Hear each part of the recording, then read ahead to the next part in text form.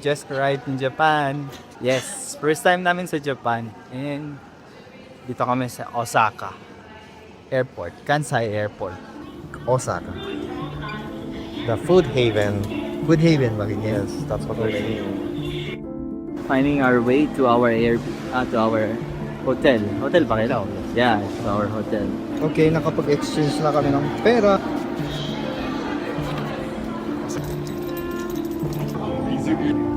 We just got off from the train and we are walking our way to our accommodation, to our hotel.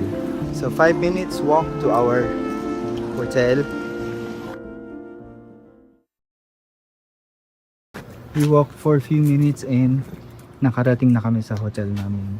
Okay, we found our room. Actually, kanina mali yung room na namin napuntahan. Ito pala siya. So, ayan. Tabrigen. Yan. Okay. Nabuksan na namin yung pintuan namin and we are in. Hello, where's this? Where's the light switch? Alright. Yeah, I'll show you Japan first. Mga streets. This is in Osaka. I can vlog here kasi wala masyadong tao. It's 9 p.m. and it's quiet already. And now nagutom kami. And we're gonna look for something to eat. Ito na yung grocery na pupuntahan namin. We will buy food in the grocery para mas makatipid at saka experience local. Yung mga pagkain dito, mga microwavables, ito siya, mura lang to sa kung i-peso mo. 280 lang yan. Parang nasa less than mga 100 or less. Mukhang masarap to. Parang may omelette, sandwich. So, tapos ito may pang-fit meal. Ito may isda. Anong isda to? Kung sa stekin. Wala, doon sa bro sa man to, takoyaki. No, 160. Takoyaki. Kompletaryo to kayo. So, rice 218.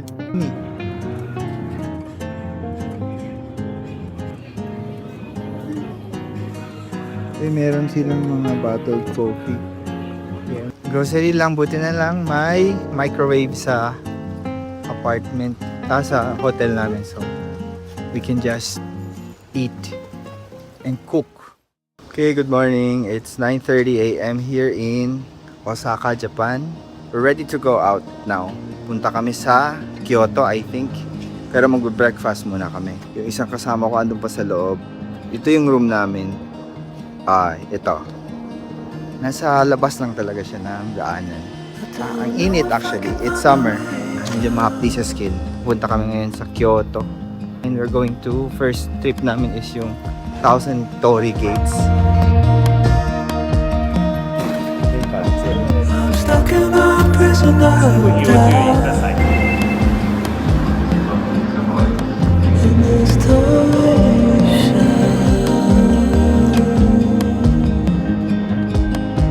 and everything is growing up tight. Dapat nagpayong talaga. Buti pa siya may payong. Ang init. Yeah, it's really tayo para makatipid tayo. Meron naman dito mga meal. We will eat this. Ito medyo heavy to.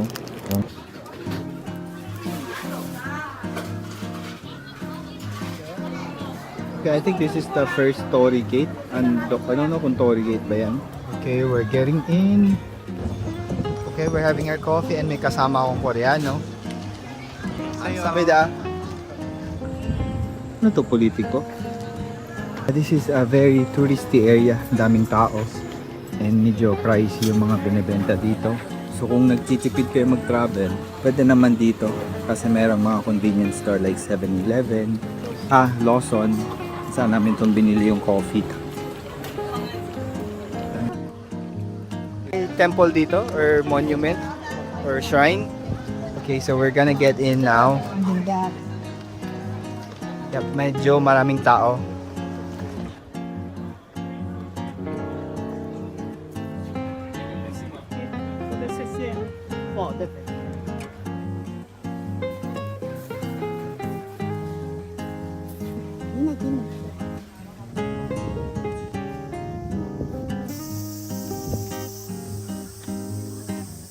So ito na yung Torii Thousand Gate.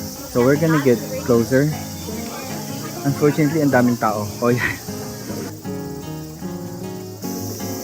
So this is a very famous tourist attraction kaya ang daming tao dito.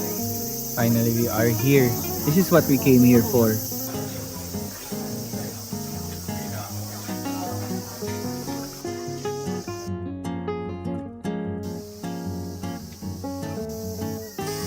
So, yan yung restroom dito.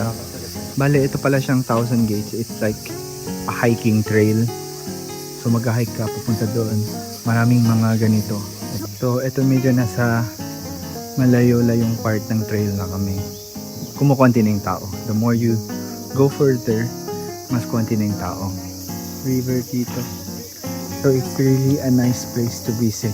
Dito, ito sa Kyoto po ito.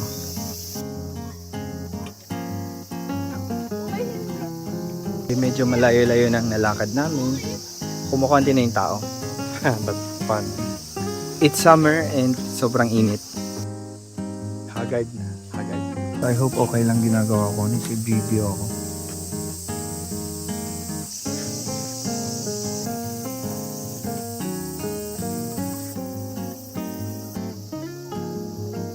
Tapos ito dito mga souvenir area. You can buy some souvenir here. Candles, yeah. Earrings. Okay, sa part na to, overlooking yun. Yeah, big city pala talaga yung Kyoto. Look at Kyoto. Yeah. That's Kyoto. Ganda ng view. It's already 1:30 Japan time. Kaya medyo ano pa yung lighting. Medyo harsh. Okay, right now pabalik na kami sa train station and we are going to another tourist spot here in Kyoto. Pawis na pawis kami kasi nakakapagod paakyat pababa sa forest. But it's really nice in here.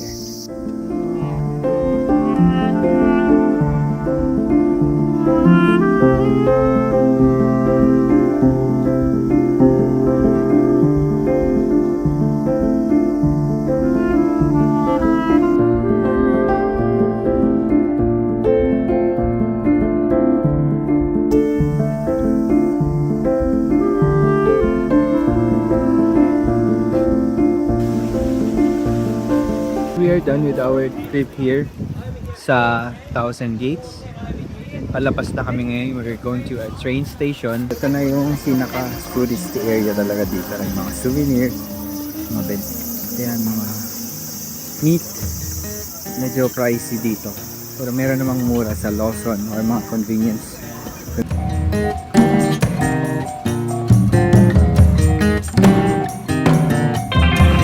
Need a friend to shake me out again.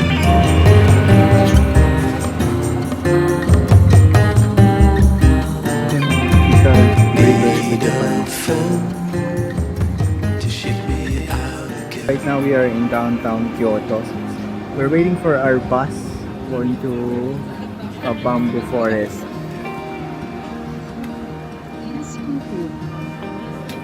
Medyo mahaba daw itong biyahe. The Arashiyama Bamboo Forest. Pati din siya ba si people? So, it's a little late already. Here we are in Arashiyama Bamboo Forest. It's a little dark in here. Late na rin. It's already 6:15 p.m. So, wala na sunset. We were supposed to go here sa yung sunset pero medyo nagkagulo-gulo yung Google Maps. Basta hindi kami nakarating dito right on time. Tapos na kami sa aming trip. We are going back to Osaka. It's very dark already. We are crossing the bridge. Here we are going back to Osaka.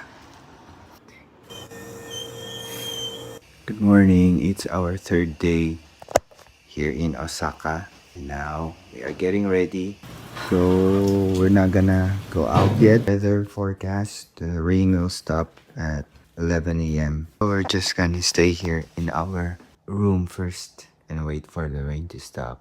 For this day, sa Osaka lang kami, hindi kami outside the city. Mostly food trip lang sa ngayon. We're gonna have our breakfast, ramen ba? Sushi, a sushi shop. We're just gonna walk.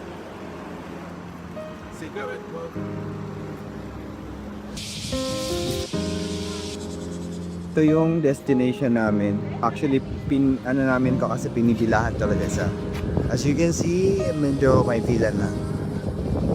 We were supposed to be here earlier, pero kaso lang na.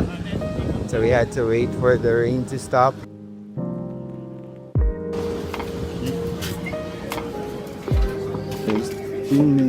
Sabi ito. Okay, so dumating na yung order. Ito yung order. Oh my God. Look at this. Parang hindi pa siya luto. Actually, hindi talaga. Hindi luto. Hindi talaga siya luto. Sashimi daw, sashimi. Sige. Comment. Okay, we just got our order. And this is mine. Puro mga hilaw din. And I'm really not sure if I can eat this, but I'm gonna try. Sea urchin. Okay, soy sauce. First time ko kumain ito, especially yung mga ganyan, mga uncooked na fish. I don't know if I can do this, but I will. What is this?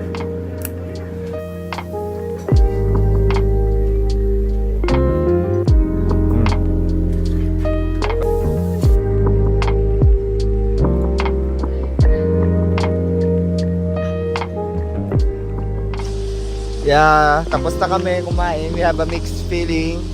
Kasi baka sasakit din siya kasi super hilaw. Ang daming hilaw na kinain. Grabe.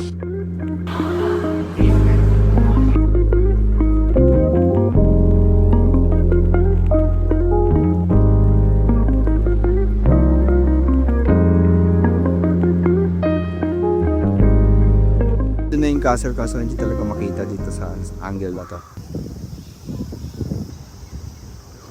So yeah, it's really nice here. Ito na papasok sa Osaka Castle. This is a famous spot, so expected na talagang maraming tao. So nagpa-picture ng mga tao. So may tubig.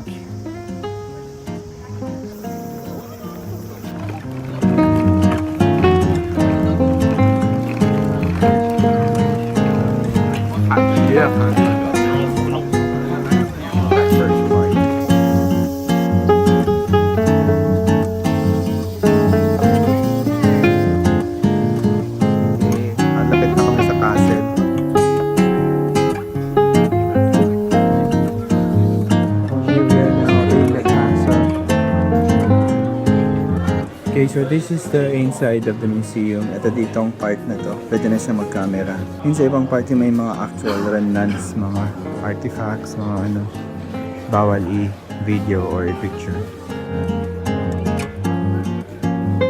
Top of the castle. Merong viewing area dito.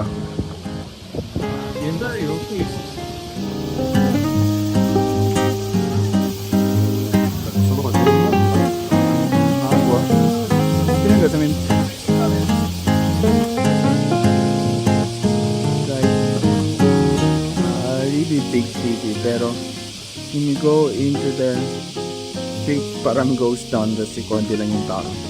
Ito dito mas malapit. Coffee muna kami ngayon, tumatambay. Tapos na kami dun sa Osaka Castle. Now we're drinking coffee. Pero mamaya pupunta kami sa shopping center. Maglalakad lang kami. Parang hindi na siya sobrang init ngayon. It's already 3 p.m. We are here in Shinshibashi. It's a shopping center here.